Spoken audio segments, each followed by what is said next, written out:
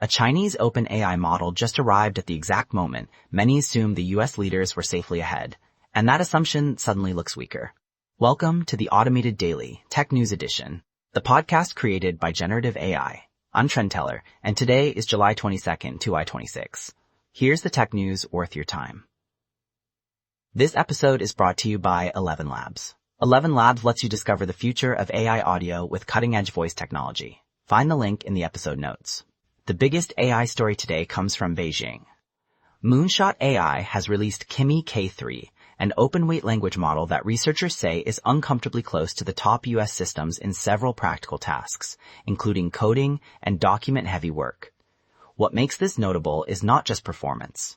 It is the message behind it. Even with chip restrictions in place, Chinese companies are still producing frontier-level models, and they are doing it in a way that could spread quickly through the open ecosystem. That raises fresh pressure on expensive closed models and makes the global AI race look a lot tighter than it did a few months ago. There is also a major legal milestone for the AI industry. A federal judge approved Anthropic's $1.5 billion settlement in a copyright case over books that were allegedly obtained from pirate sources for AI training. The court had already suggested that training on copyrighted books can in some cases qualify as fair use, but it drew a line at how the material was acquired. So this deal matters less as a final answer on AI training law and more as a signal that data sourcing may become one of the industry's most expensive liabilities. Google, meanwhile, is getting squeezed from both market pressure and regulators.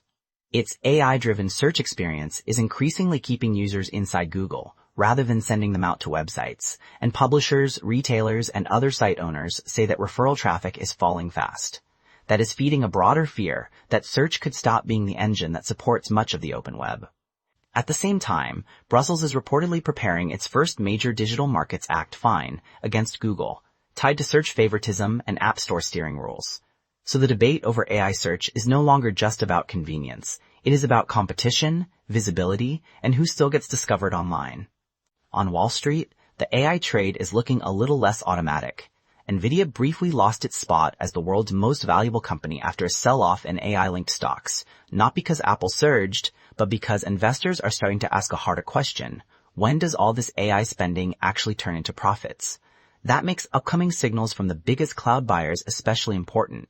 And yet, Nvidia is not standing still. It also revealed more about Vera, its next data center CPU, in a move that shows the company wants to control more of the AI stack, not just the GPU layer. In other words, skepticism is rising, but the infrastructure arms race is still very much on. In software development, the latest evidence suggests AI tools work best in combination rather than isolation. Greptile found that code review models are better at catching bugs when they inspect code written by a different model, not their own. That points to a simple but important idea. AI systems have blind spots, and those blind spots are often shared across generation and review. At the same time, Anthropic says its internal coding agents now handle a large share of routine engineering changes. Put together, the trend is pretty clear. Coding agents are becoming normal parts of the workflow, but trust still depends on strong review, good tests, and using the right model for the right role. Away from AI, space science delivered two standout results. First, astronomers using the James Webb Space Telescope identified a new giant planet around Beta Pictoris, not by spotting a clear image of it, but by detecting its chemical fingerprint through spectroscopy. That is exciting because it opens a path to finding worlds that are hidden by dust and glare. Second, analysis of samples from China's Chang'e 6 mission suggests the moon's far side has been hit by the solar wind differently than the near side, apparently because Earth's magnetic environment changes what reaches the lunar surface. Together, those findings show how much more we can learn when we stop relying only on direct pictures. In medical research, patient-derived tumor organoids are looking much more useful as practical decision tools. Researchers at Weill Cornell built organoid models that stayed close to the original tumors over time, and they found some cancers responded to a drug even when current clinical rules might have excluded those patients. In a related advance, they also created lung tumor organoids that preserve key parts of the local immune environment. That matters because cancer treatment is rarely just about the tumor alone.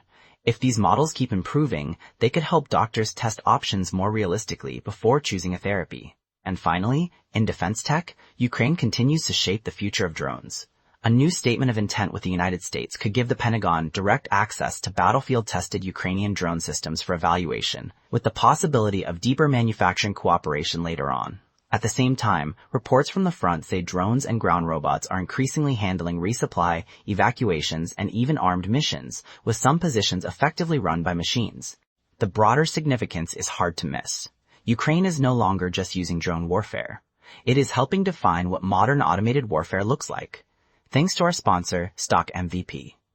Stock MVP helps you invest like the pros using data-driven insights. Find the link in the episode notes. That's the roundup for today. The story to watch is the narrowing gap between open and closed AI systems, because it could reshape everything from competition to geopolitics. Thanks for listening to the Automated Daily Tech News Edition. I'm Trend Teller, and I'll be back with more tomorrow.